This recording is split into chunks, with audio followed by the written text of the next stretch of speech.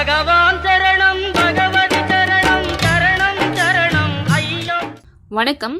பகவான் சரணம் யூடியூப் சேனலுக்கு உங்களை அன்போடு வரவேற்கிறேன்.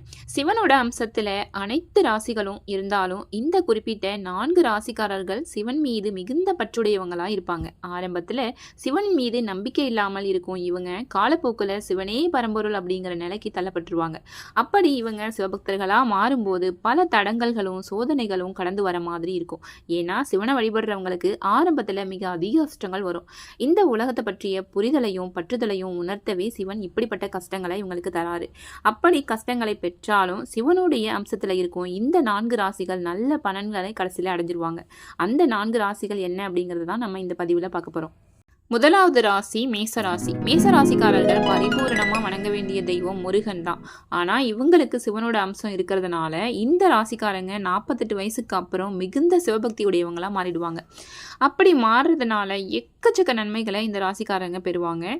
இவங்க முயற்சித்த பல விஷயங்கள் தட்டி போனாலும் சரியான நேரத்தில் கிடைக்க வேண்டியவை கிடைக்கும். மேசராசினர் அதிகார வர்க்கத்தில் பணியாற்றவங்களாக இருந்தாலும் வயது ஆக ஆக சிவனோட தன்மையை உணர்ந்து சிவனே இறைநிலை அப்படின்னு மாறி எக்கச்சக்க நன்மைகளை பெறதுக்கு அதிக வாய்ப்பு இருக்கு. 2வது ராசி விருச்சக ராசி. விருச்சக ராசிக்காரர்களின் கோபத்தன்மையால நிறைய உறவுகளை எழுந்திருப்பீங்க. ஆனா மனதளவுல நீங்க ஒரு குழந்தை மனம் கொண்டவங்க. விருச்சக ராசிக்காரர்கள் இவங்க நேர்மையுடன் இருக்கணும் அப்படின்னு நினைப்பாங்க. இந்த அம்சம் சிவனோட தன்மை.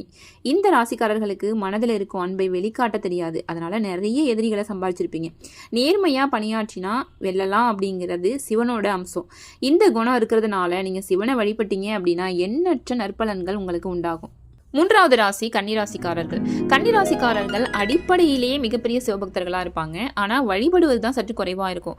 இருப்பினும் கன்னிராசிக்காரர்கள் சிவனை பற்றி தெரிந்து கொள்ள ஆர்வம் காட்டும் நபர்களாக இருப்பாங்க. கன்னிராசிக்காரர்களும் தன்னிடம் இருக்கும் சிவத்தன்மையை அம்சத்தை ஆரம்பத்திலே உணராமல் இருந்தாலும் இறுதியில் சிவனை வணங்கி மோட்சத்தை அடைவாங்க. 4வது ராசி கும்பராசிக்காரங்க. கும்பராசிக்காரர்களும் சிவ அம்சத்தை கொண்டிருப்பாங்க. இந்த ராசிக்காரர்களுக்கு எக்கச்சக்க கஷ்டங்கள் வந்தாலும் கடைசி நேரத்தில் அவங்க கிட்ட இருக்கும் சிவத்தன்மை அவர்களை காப்பாற்றும்.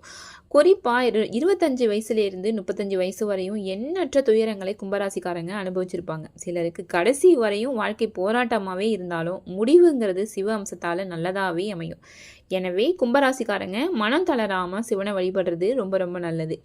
நாம் எந்த ராசியில் பிறந்திருந்தாலும் மற்ற உயிர்கள் மேலே கருணையாக இருக்கிறோம், அன்பை செலுத்துகிறோம் அப்படின்னா கண்டிப்பாக சிவனோட அருள் நமக்கு பரிபூரணமாக கிடைக்குங்கிறதுல எல்லளவும் சந்தேகம் வேணாம். இந்த பதிவு உங்களுக்கு பயனுள்ளதாக இருந்திருக்குன்னு நம்புகிறேன். மேலும் இந்த மாதிரியான ஆன்மீக சிந்தனைகள் ஆன்மீக கருத்துக்களை தெரிஞ்சுக்கணுன்னு ஆசைப்பட்டீங்கன்னா பகவான் சரணம் யூடியூப் சேனலை சப்ஸ்கிரைப் பண்ணி வச்சுக்கோங்க.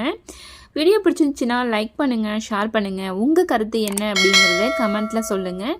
உங்களிடமிருந்து விடை பெறுவது உங்கள் துர்கா செல்லம். சுவாமியே சரணம் ஐயப்பா.